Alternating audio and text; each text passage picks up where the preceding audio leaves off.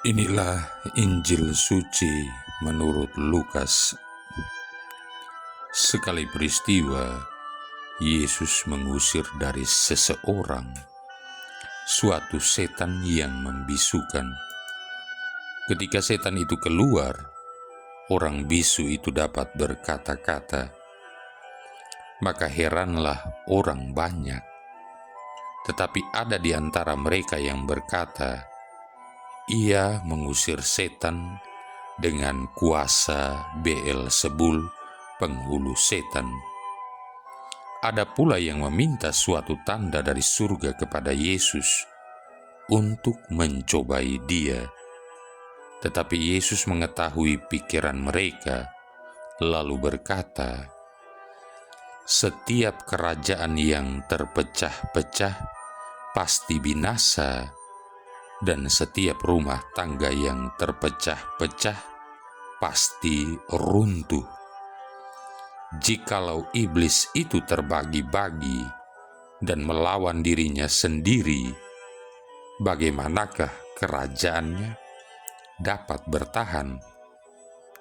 Sebab kamu berkata bahwa aku mengusir setan dengan kuasa Beelzebul.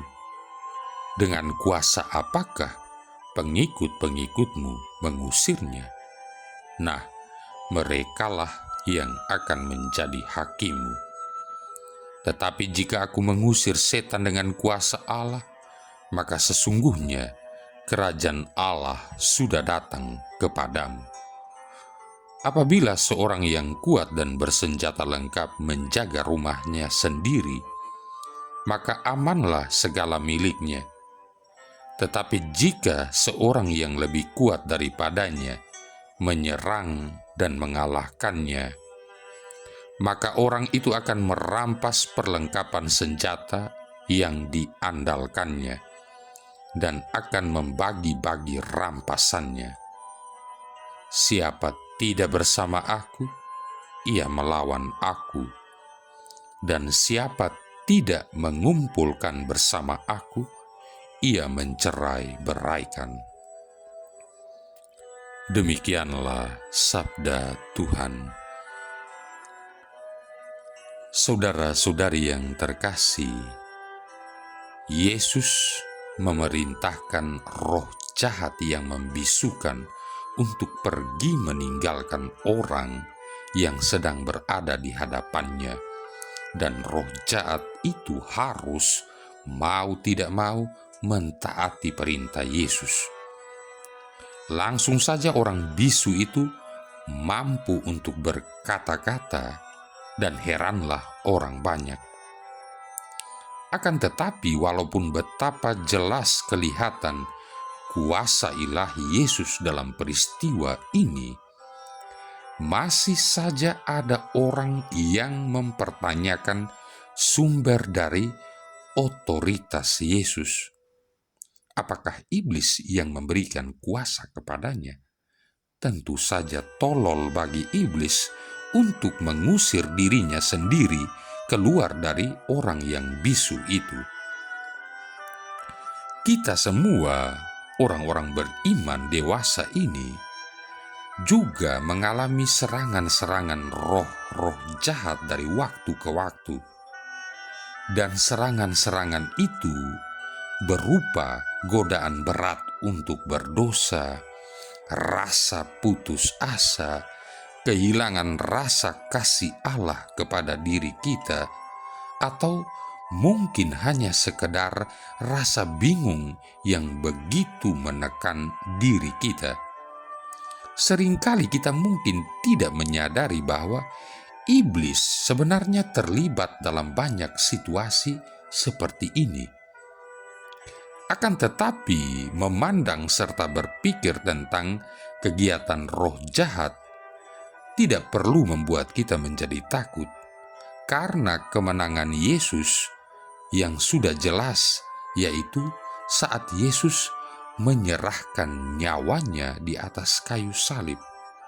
Santo Paulus menulis dalam Kolose bab 2 ayat 13-15, kamu juga meskipun dahulu mati oleh karena pelanggaranmu dan oleh karena tidak disunat secara lahiriah, telah dihidupkan Allah bersama-sama dengan Dia sesudah Ia mengampuni segala pelanggaran kita dengan menghapuskan surat hutang yang dengan ketentuan-ketentuan hukum mendakwa dan mengancam kita, dan itu ditiadakannya dengan memakukannya pada kayu salib. Ia telah melucuti pemerintah-pemerintah dan penguasa-penguasa dan menjadikan mereka tontonan umum dalam kemenangannya atas mereka. Saudara-saudari yang terkasih, karena kematian dan kebangkitan Yesus, maka kita dapat mengalami kemenangan dan kebebasan yang lengkap. Tidak ada dosa yang terlalu besar atau terlalu berat yang tidak dapat dibebaskan oleh Sang tersalib, yaitu Yesus Kristus. Kita tidak perlu merasa takut karena Yesus telah membungkam segala kebohongan iblis. Bagi kita semua, Yesus adalah Sang Pemenang. Kita dapat mengenal dan mengalami kemenangannya selagi kita menghadapnya setiap hari dalam doa, devosi, sakramen-sakramen, dan pertobatan.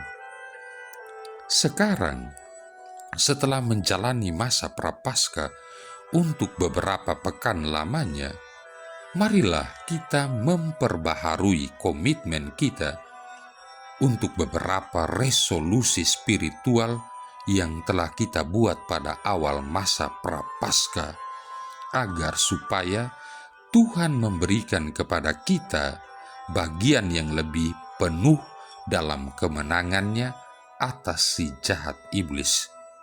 Resolusi-resolusi spiritual yang dimaksudkan adalah yang pertama, menyediakan waktu paling sedikit 10 menit setiap hari dalam doa, membuka hati kita bagi kehidupan yang telah dimenangkan Yesus bagi kita melalui salibnya. Yang kedua, menyediakan waktu paling sedikit 10 menit setiap hari untuk membaca serta merenungkan kitab suci dan memperkenankan Tuhan mengisi pikiran dan hati kita dengan kebenaran kasih-Nya. Yang ketiga, mohon kepada Roh Kudus untuk menunjukkan kepada kita area-area di mana kita perlu bertobat, juga cara apapun yang kita butuhkan untuk dibebaskan dari keterikatan buruk dosa. Yang keempat, berupaya untuk sungguh-sungguh hidup dalam persekutuan dengan para anggota gereja lainnya dan berpartisipasi lebih aktif dalam hidup menggereja.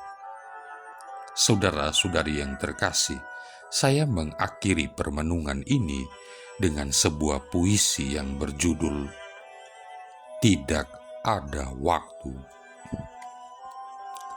Tidak ada waktu, aku berlutut dan berdoa, tetapi tidak lama. Terlalu banyak yang harus aku kerjakan. Aku harus berangkat kerja, karena rekening-rekening tagihan hampir jatuh tempo. Maka aku berlutut dan berdoa cepat-cepat, lalu segera bangkit berdiri. Kebutuhan jasmaniku beres, tubuhku dapat tenang sekarang. Sepanjang hari aku tidak punya waktu untuk berbagi sapaan sukacita.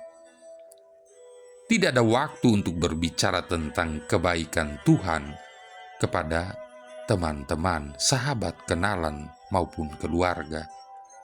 Aku takut mereka akan menertawakanku. Tidak ada waktu, terlalu banyak pekerjaan. Itulah keluhanku saban waktu. Tidak ada waktu untuk jiwa yang dahaga. Tetapi akhirnya, waktu ajalku tiba. Aku pulang menghadap Tuhan. Aku datang dengan kepala tertunduk, karena di tangan Tuhan ada sebuah buku, yaitu buku kehidupan. Tuhan membuka buku itu dan berkata, "Namamu tidak ada dalam buku ini.